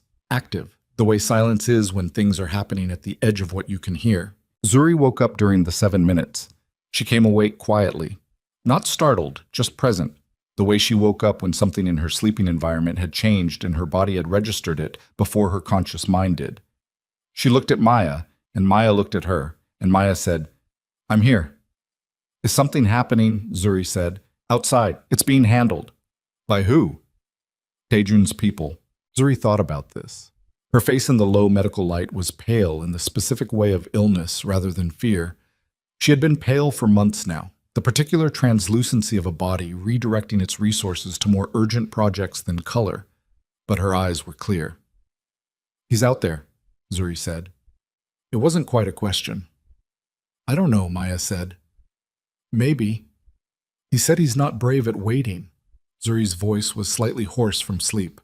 "I think that means he's out there." Maya looked at her daughter, at the 5 years of her, the accumulated specific person of her, the determined eyes and the uncompromising questions, and the small, warm hand covering Maya's the night before on the aircraft. The little girl who had grown up in a bookstore full of other people's stories and had always wanted to understand the real ones. "Yeah," Maya said. "I think you're right." She was right. Tae-jun was at the estate's north perimeter when the cartel team made their move, and the move told him everything he needed to know about what they'd been told and how old the information was. They came in from two directions, lane-facing and the lakeside approach, in a split formation that assumed the estate's security was distributed at its standard parameters. It wasn't. He had pulled everyone in tighter, condensed the defensive layer, left the outer perimeter dark and apparently unwatched. They walked into a closed fist. It was not clean. Nothing at this scale was clean. One of his people took a hit on the east approach. Shoulder, not mortal, but serious enough that the operative went down and had to be pulled back by the person flanking him. Tae-jun heard the shot and noted it and kept moving because stopping was not a tactical option, and his people knew the plan, and the plan was still the plan. He reached the estate's main junction point, the covered walkway between the main structure and the medical facility. At the same moment, one of the cartel's point men came around the north corner of the building, and for a half-second they were simply two men facing each other in the early morning dark of a Korean lakeside estate, close enough that Tae-jun could see the sweat on the other man's face and the specific angle of his weapon and the micro-hesitation of someone who had not expected to find the estate's principal in the physical space rather than some secured interior room. Tae-jun had been fighting since he was 19 years old. Not sport, not training. The kind of fighting that doesn't follow rules because the situations that produce it don't follow rules. He moved before the hesitation finished resolving, and it was over in 12 seconds, and he was at the medical facility door in 13. And he stopped outside it for one breath. Just one. Measured. Pulling oxygen into a body that was running on adrenaline and the particular focused cold of high-stakes action. And then he opened the door. Maya was on her feet before it was fully open, and when she saw him, she did something she hadn't planned and couldn't account for. She checked him, top to bottom, a single rapid visual sweep, cataloging. There was a cut above his left eye that had bled down his cheekbone and been partially wiped, and his jacket was torn at the shoulder seam, and he was breathing with a controlled effort that told her the breathing required more control than usual. "It's done," he said. She breathed. "All of them," she said. "Enough of them. The rest won't regroup tonight. My team is sweeping the perimeter." He looked past her at Zuri, who was propped on her elbows in the hospital bed, watching him with the comprehensive attention she gave to everything she considered important. And some of the controlled effort in his face changed its character into something that was not softer exactly, but was different. A kind of damage, meeting, a kind of recognition. "You're bleeding," Zuri said. "I know," he said. "You should put something on it." "I will." Zuri looked at him for a moment with those determined eyes. "I told my mom you were out there," she said. "She didn't know for sure, but I knew." He looked at the child. His child. 5 years of her that he hadn't been present for, and that he was not going to recover, but that were nonetheless entirely visible in the person she had become. The directness of her, the precision, the specific bravery of someone who has been sick long enough to have developed a relationship with their own fear and decided not to be governed by it. "How did you know?" he said. "Because you said you're not brave at waiting," Zuri said. "So I knew you didn't." He sat down in the chair beside her bed. He sat down with the controlled deliberateness of a man whose body was informing him that the adrenaline was beginning to clear and the costs of the last 40 minutes were about to present themselves for payment. He put his forearms on his knees and he looked at the floor for one moment, and then he looked up at Zuri. "You're right," he said. "I'm not." Maya stood at the foot of the bed and watched them. Her daughter and the man she had run from. The man who had crossed an ocean and then a perimeter and now sat bleeding in a chair beside a hospital bed at 4 a.m. because waiting was not something he was capable of when the alternative was action. And she felt the thing in her chest that had been knotted for 5 years move again, and this time it moved further. And she was not ready for what it meant, but she was also not going to pretend she didn't feel it. Dr. Park came in at 5:30 with her team. She looked at Tae-jun's face and at Maya's expression and at the general tenor of the room, which communicated several things without anyone saying them, and she said with the pragmatic focus of a woman who has decided that whatever happened in the last 4 hours is not her department. "It's time. We're ready when you are, Zuri. Zuri looked at her mother. Maya moved to the head of the bed. She took Zuri's face in both hands, gently, the way she had done since Zuri was small enough to fit both palms around her entire head. And she looked at her daughter straight on, eye to eye, and she said, "You are the bravest person I know. You hear me? The bravest person I have ever known." Zuri said, "You always say that." "Because it's always true." Zuri turned to look at Tae-jun. "Will you be here when I wake up?" He said it without hesitation, which was the only way it could have meant what it meant. Yes. Dr. Park's team began preparing the procedure space, and the medical monitors shifted their rhythm into something more purposeful, and Maya stepped back from the bed and stood straight and breathed. And beside her, close enough that she was aware of the specific warmth of a person who has been in the cold and is still returning to normal temperature, Tae-jun stood. And they stood there together at the threshold of the most important room either of them had ever been outside of, and Maya did not move away from the warmth, and he did not remark on the fact that she hadn't. The procedure room door opened. The team moved in, efficient and focused and doing the work that everything else had been in service of. The door closed. And in the corridor of a private medical facility on the edge of a Korean lake, with the dawn beginning to gray the windows and the perimeter secured and the cost of the night distributed across every person who had paid it, Maya Okoye, because she was Amara again, in this moment, in this corridor. She was always going to be Amara in the moments that actually counted. Stood with Kang Tae-jun and waited for news that would determine whether the last 6 years of her life had purchased what she had purchased them for. And the waiting was the hardest thing either of them had ever done.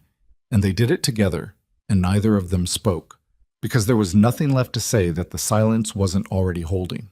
The monitor in the procedure room flatlined at 0611. The sound came through the door like a hand closing around Maya's throat, and she was moving before she knew she was moving, and Tae-jun's hand caught her arm, not stopping her, steadying her, and through the door's narrow observation window, she could see the team moving with the controlled urgency that was different from panic and different from calm and occupied the specific territory between them where the most important work happens. And she pressed both palms flat against the door, and she breathed, and she breathed, and she breathed. The sound lasted 4 seconds.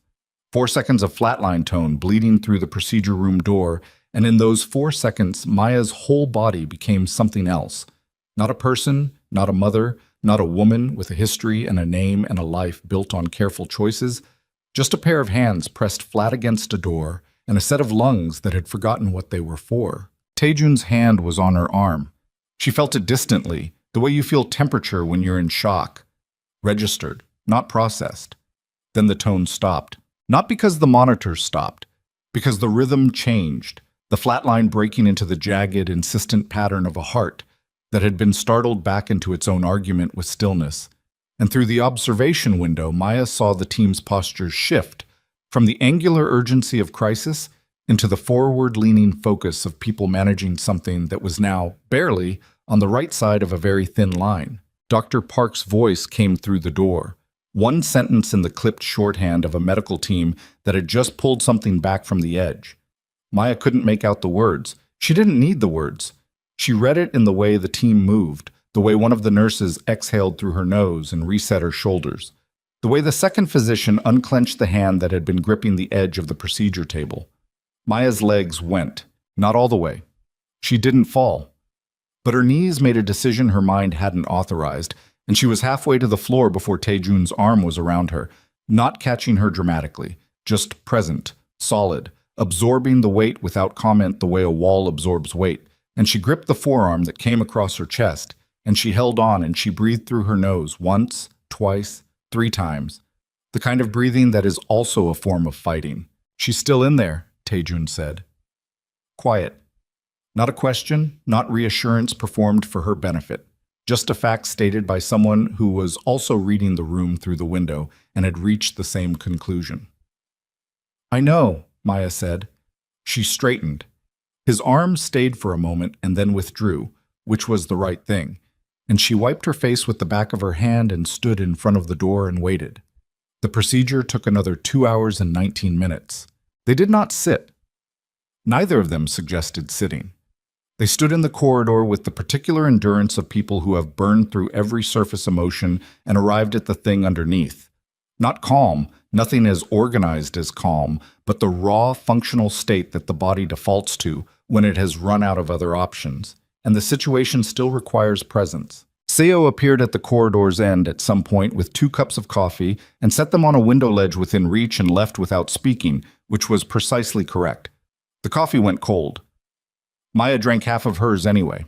At 8:43, Dr. Park opened the procedure room door. She was still in her surgical covering, mask pulled down around her neck, and her face had the specific exhaustion of someone who has spent the last 2 hours doing the most demanding version of the work they were trained for.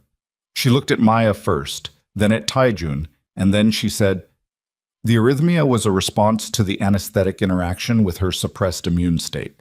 We identified it, corrected it, and completed the infusion. The transplant is done." A breath. She's stable. She's going to recovery. Maya put both hands over her mouth. She stood like that for 3 seconds, hands over her mouth, eyes closed. And then she dropped her hands and she said, "When can I see her?" 40 minutes. She needs to come up from the sedation in a controlled environment. Okay. Maya nodded. The nod was mechanical, a body performing the appropriate response while everything behind it reorganized itself around the information it had just received. Okay. Dr. Park looked at her with the particular kind of professional compassion that comes from someone who has delivered enough news in both directions to understand that relief is not the same as simple and does not resolve cleanly. She put her hand briefly on Maya's forearm. Brief, precise, and then she went back inside. Maya turned to the window at the end of the corridor. The lake outside was fully visible now, the early morning gray having resolved into a flat, particular silver under an overcast sky, and the water was still. Nothing dramatic about it, nothing designed to carry meaning, just a body of water doing what water does, indifferent to everything that had happened inside the building beside it. She felt Taijun standing behind her, not close enough to impose, close enough to be there. "She's going to be all right," Maya said. She said it to the window. "Yes," he said. "I need a minute." "Take it," he said. And she heard him move, but not away, just back, giving her the space of the corridor without removing his presence from it entirely. And she stood at the window, and she let herself feel, for exactly 1 minute, the full weight of the last 6 years. The parking garage, the rice going cold, the penthouse ceiling, Seoul receding through a cab window, Boston built from nothing. Zuri's laugh, the specific sound of it, the one she made when something genuinely delighted her, a sound that had been getting quieter for months as her body redirected its energy to more urgent purposes. The hospital, the flight, the door with the flatline sound bleeding through it. She felt all of it. She gave it its 60 seconds. Then she turned around. Taejun was leaning against the corridor wall with his arms crossed and his face showing what it showed when he thought he wasn't being watched. Not the composed stillness she had come to read as his public architecture, but something underneath it, something that had been very close to the surface in the last 2 hours and hadn't entirely receded. His face was still marked from the night before. The cut above his eye had been cleaned and closed with a small adhesive strip at some point, and the bruising along his cheekbone was beginning to show its full color, and he looked like what he was, a man who had been in a fight and won it and was sitting with the cost. She walked over to him. She stopped in front of him. He straightened off the wall. "When this is over," she said, "and Zuri is recovered, and we know she's going to be all right, I need to have a real conversation with you. Not logistics, not security. A real one." He looked at her. "I know. About what happened in Seoul, about what I chose and why, and what you should have done differently, and what I should have done differently. All of it. Yes.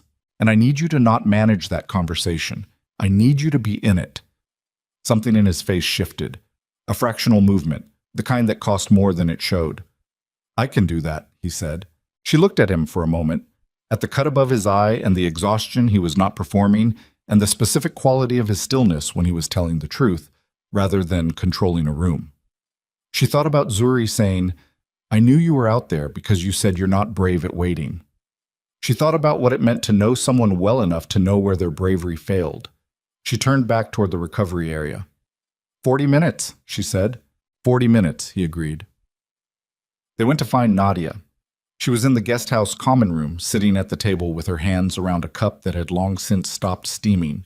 And when Maya and Tae-jun came through the door, she looked up with the face of someone who had been sitting with the not knowing for hours and had not found a comfortable way to do it. Maya sat down across from her. Nadia said, "Zuri, she's in recovery. The transplant is done. She's stable." Nadia's breath came out of her in a single long release that was almost a sound. She pressed the heel of her hand against her mouth for a moment, and then set it flat on the table. "I need to tell you something," Nadia said when she had herself back. "About Devin, about what he did. The full version. Not what Tae-jun's organization pieced together, the version I've had for 4 years." Maya was quiet. "Tell me," she said. Nadia told her. Devin had not stumbled into the cartel's orbit through bad luck or accumulated debt. He had approached them. Deliberately, strategically, with a proposal. He had access, through Maya's position in the insurance company's claims processing department, to financial routing structures that could be used to move money with a low audit signature. He had spent 8 months building a case for himself as a useful instrument. He had been paid well for the first 18 months. Then he had gotten greedy, or scared, or both. The distinction had stopped mattering, and he had moved $3 million through an account in Maya's name without cartel authorization and disappeared into a new identity that Tae-jun's network had tracked to a city in Southeast Asia 2 years ago. He was still there, still alive, still, as far as anyone could confirm, unreachable through legal channels. "He used me," Maya said. "From the beginning, the marriage—" "I don't know about the beginning," Nadia said. "I don't know if it started as real and became something else, or if he was always— I don't know. I don't think it matters for what you need to do with it, but I don't know." Maya absorbed this. She had expected the information to hit differently than it did. Expected something sharp, some new version of the betrayal that had already had 5 years to calcify. Instead, it arrived with a strange flatness, like the confirmation of something she had already suspected in the deepest nonverbal part of herself and had been arguing with for years. It didn't feel like new damage. It felt like the end of a question.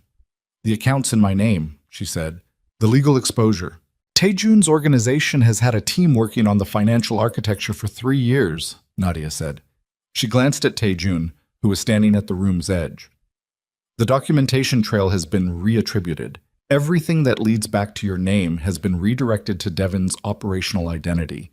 If any jurisdiction pursues it, they'll find him, not you." Maya looked at Tae-jun. "You did that without telling me." "I did it because it needed doing, and you had made it clear you didn't want to be found," he said. "I didn't do it as leverage. You can verify the documentation." She looked at him for a long moment. She looked at the cut above his eye and the specific quality of his steadiness when he said things he meant. Then she looked back at Nadia. "You should have told me about Devin," she said. "The night before the wedding, before any of it." "I know. You didn't trust me to handle it. I didn't trust myself to say it right.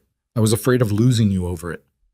Nadia's voice was level and honest in the way that costs more than anger does.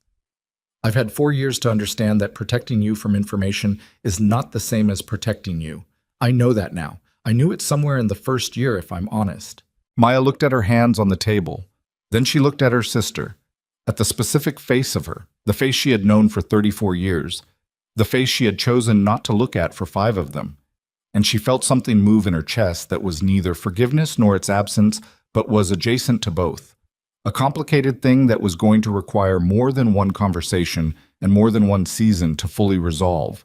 And she knew that, and she discovered in this moment, willing. "I'm going to need time," Maya said. "I know," Nadia said. "I'm not there yet." "I know that too. But She stopped. She breathed. "I'm not done," she said. "With us. I'm not done." Nadia nodded. Her eyes were doing the thing they had been doing in the walkway the night before, and she looked down at her cold cup and she nodded again and said, "Okay, that's enough. That's enough for now." Tae-jun's organization dismantled the remaining Salazar cartel infrastructure over the following 3 weeks. Maya heard about it in pieces, not because Tae-jun volunteered the information, but because she asked for it directly, and he answered directly, which was the pattern they had settled into across those weeks, with the particular efficiency of two people who had run out of patience for indirectness. Networks disrupted. Supply routes cut. Two regional coordinators arrested by the jurisdictions that had been building cases against them for years, and suddenly found the necessary documentation appearing in their possession through channels nobody examined too closely. The cartel did not cease to exist. Criminal organizations do not cease to exist the way fires do when you remove the oxygen. But the specific apparatus that had been hunting Maya Okoye for 6 years was dismantled, its operational capacity reduced to something that would take years to rebuild, its attention redirected by its own survival pressures toward concerns that had nothing to do with a woman in a bookstore in Boston, or a woman beside a lake in South Korea. Zuri's recovery moved at the pace Zuri moved at everything, with a focused impatience that the medical team found either charming or challenging depending on the day. The transplant took. Dr. Park called it exceptional on day 11, which was the first time Maya had seen her use a word that was not clinical. By day 18, Zuri's blood counts were producing cells at a rate that exceeded the transplant team's conservative projections, and Dr. Park used the word remarkable, which Maya wrote down in the small notebook she had been keeping since the procedure because she wanted the exact words preserved. Zuri spent those weeks doing what Zuri did, observing everything, asking questions that the medical staff answered with varying degrees of completeness, and developing a thorough opinion about the estate's lake based on looking at it through her recovery room window. She wanted to know how deep it was. She wanted to know what lived in it. She wanted to know if the ladder to the dock was sturdy enough for a child who was currently advised against strenuous activity and who had her own views about the definition of strenuous. Taejun told her it was 11 meters deep in the center. He told her it had carp and 2 species of turtle. He told her the ladder to the dock had been replaced 6 months ago and was structurally sound. He told her all of this sitting in the chair beside her recovery bed, with his forearms on his knees and his full attention on the small person asking the questions. And Zuri received every answer with the focused gravity of someone filing information for future use. On day 20, he brought her a book. Not a children's book. A book about lake ecosystems, the kind written for adults but accessible, with cross-section illustrations of water layers and the creatures that occupied each one. Zuri looked at it the way she looked at things she intended to take seriously. "Can you read Korean?" she said. "Yes," he said. "Can you teach me?" He looked at her. Then he said, "Yes, if it's something you want." "I want," Zuri said. "Start with the hard words. I don't need the easy ones." Maya was in the doorway when this happened. She heard it and felt it in the place she had stopped arguing with, the place that had been loosening since Boston and had been loosening further since then, since the corridor at 0843, since the conversation at the table with Nadia, since the specific way Taejun had said, "I can do that," when she had asked him to be present in the hard conversation rather than managing it. She let the moment happen without entering it. Some things need to be witnessed rather than joined. The real conversation happened on day 23 at the end of the covered walkway, where the glass looked out at the lake at the hour when the overcast sky and the water surface matched each other in color, and the line between them was barely distinguishable. They stood side by side, not quite touching, and Maya said what she had been building towards since she told him she needed a real one. She said, "You should have told me everything the first morning, in the penthouse. Everything you knew about Devon, everything about the accounts, everything about what was coming for me, before you decided what to do with me. You should have told me and given me the choice." "Yes," he said. He said it without qualification. "You made the decision for me. You and Nadia together. I know the reasons. I understand the reasons. They don't change what it was." "No," he said.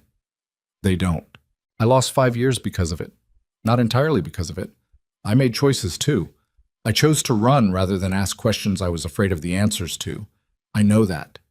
She paused. "But you took the first choice from me, and I need you to understand what that cost." He turned to look at her. His face was the honest one, the one she had seen at 0843, underneath the composure, the one that had more in it than his public architecture allowed. "I understand," he said. "I have understood it for 5 years. Understanding it was not the same as being able to undo it." "No," she said. "It wasn't." They stood there with that between them for a moment. The lake's surface was still. I'm not the person who made that choice exactly the same way now, he said. I can't prove that to you. I can only be present for the years that are left and let that be the evidence. Maya looked at the place where the water met the sky. I know, she said. She was quiet for a moment. Then she said the other thing, the one she had also been building toward, the one that lived on the other side of the accounting. You came, she said, when the hospital called. You didn't send someone. You didn't route it through a coordinator and manage it from distance. You came yourself. Yes. And you went through the perimeter. Yes. When you could have stayed inside with Zuri and let your team handle it. I couldn't have done that, he said. It was not a boast. It was the same flatness as when he had told her she would be dead before she reached the airport all those years ago. Information delivered in the understanding that its accuracy was self-evident. It's not in me to do that. I know, she said. That's what I'm telling you. I know. He looked at her and she looked at the lake, and the thing that had been knotted for 5 years finished loosening, not dissolving, not disappearing, not pretending the years and the choices and the costs had not happened, but releasing its grip on the specific place in her chest where it had lived, making room for whatever came next. On the 31st day of Zuri's recovery, Tai-jun led them through the estate's eastern wing and down a path that followed the lake's edge for 200 meters before turning inland through a stand of trees whose canopy was beginning to show the first thin green of the season. Maya walked with her hand in Zuri's, the one without the recent IV mark, the one that had been reaching for her hand since the aircraft, the one that was warm and slightly stronger than it had been 31 days ago and would be stronger still in 31 more. The building appeared at the end of the path. It was not large. It was exactly the right size, which is different. A single-story structure with deep-set windows and a wide front door and a painted sign above it that Maya stopped in front of and looked at for a long time. Turning page. Same letters. Same style. She had hand-painted the original sign in Boston at 7 months pregnant with a stencil and a brush that was slightly too wide for the work, and the letters had a specific quality because of it. Not imperfect exactly, but handmade, which is not the same thing. These letters matched that quality exactly, down to the slight variation in the crossbar of the final G. Someone had found a photograph, or someone had looked very carefully at something for a very long time. She opened the door. The smell reached her first, paper and dust and the specific wormwood smell of shelves that had been built with attention and already hold books. The shelves went too high, the way they were supposed to. There was a rolling ladder on the track along the longest wall, and it moved smoothly when she pushed it. No sticking in the humidity, which she noted, which meant someone had asked the right questions about how the original one had behaved. The reading corner was at the back, 2 mismatched armchairs and a lamp that threw amber light in a circle wide enough for 2 people. Zuri walked in and turned a full, slow circle, and then she looked at her mother. "This is like home," she said. "Yes," Maya said, "but different." "Yes." Zuri considered this with the seriousness she brought to things she was deciding how to categorize. "I think I like different," she said. She went to the rolling ladder and put one hand on it and looked at Maya. "Not yet," Maya said. "Soon?" "When Dr. Park says soon." Zuri accepted this and went to investigate the shelves instead, running her finger along spines with the proprietary authority of a person who has decided this space belongs to her. Maya stood in the center of the room and looked at it, at the careful recreation of the things she had built from nothing, translated into a new latitude, beside a lake rather than a side street, preserved and transported and offered back to her by a man who had understood, somewhere in the years between, that you do not replace someone's life. You make room for it. Tai-jun was in the doorway. He had not come inside. He was watching Zuri investigate the shelves with the particular quality of attention he gave to things he was learning. Not performing it, not presenting his watching, just doing it, adding data to an ongoing account. Maya walked to the doorway. She stood beside him and looked at her daughter moving through the space she had been given, pulling out a spine here, tilting her head at a title there, entirely herself, entirely present, the color returning to her face by fractions each day, like something filling from the bottom up. And she said, without looking at him, "I'm not staying because I owe you anything." "I know," he said. I'm not staying because I'm afraid to leave. I know that too. I'm staying because she stopped. She watched Zuri pull out a book and examine its cover and make the specific face she made when something earned her preliminary approval. Because she's going to grow up knowing both of us. Because she deserves that. And because she stopped again, took a breath. Because it's what I want, she said. Not what I'm supposed to want, or what makes sense given the history. What I actually want. He was quiet for a moment. Then he said, then stay. She stayed, not in the estate's main house. That conversation was for another season, and both of them knew it without having it. She and Zuri moved into a separate wing that had its own entrance and its own kitchen and its own particular quality of light in the morning that Zuri immediately and definitively approved of. Nadia came in the 5th week and stayed for 10 days, and the conversations she and Maya had were not easy and were not resolved, and were not supposed to be resolved in 10 days. They were begun, which was the necessary thing. Nadia sat with Zuri for 3 hours on the 2nd day and came back with red eyes and said nothing about it to Maya, and Maya said nothing about it to her. And that too was a beginning. Dr. Park returned to Boston with a case study that would anchor 3 years of her research and a standing offer from the estate's medical facility that she was, by the time her flight landed, already seriously considering. The transplant team dispersed. The estate settled into its rhythm. A new rhythm, built around different schedules and smaller voices and a rolling ladder that would eventually, in a few weeks, carry a fully recovered 6-year-old to heights that would require ongoing supervision and occasional intervention. The bookstore opened to a small ceremony that was not ceremonious. Maya unlocked the front door at 9 in the morning on a Tuesday. She had chosen Tuesday on purpose. She had decided, going to own Tuesdays now. And she propped it open and put a chair in the doorway, the way she had done in Boston. And Zuri arranged the display table near the entrance with the aggressive organizational conviction that characterized her approach to all spatial problems. And they opened. The first customer was Seo, who had apparently wanted a book on Korean landscape architecture and had been informed by the estate staff that there might be one in the new bookstore by the lake. Maya found her the book. Seo bought it and left with the efficient economy of someone who had accomplished a specific objective, and Maya watched her go and thought, even the security staff. The second customer was Tai Jun, which was not a coincidence, but also was not a performance. He came in and looked at the shelves the way people look at spaces built by someone they are learning, and he asked, with the directness she had come to need from him the way she needed accurate information, whether she had anything on Korean lake ecology. She found him 2 books. He bought both and sat in one of the mismatched armchairs for an hour reading the first one and did not perform being comfortable, which meant he was. Zuri installed herself in the other chair with a book she had been told was too advanced for her and was proving daily to be wrong about. At some point, Maya looked up from the shelving she was doing and saw the 2 of them in their respective chairs in the amber light, reading, not speaking, present in the specific way of people who are becoming comfortable with each other's silence. And she stood there with a book in each hand and let herself look. And it did not feel like a scene from someone else's story. It felt like hers. She had run from Seoul 6 years ago, carrying a name she hadn't chosen for her unborn daughter, and a conviction that love and danger could not coexist in the same address.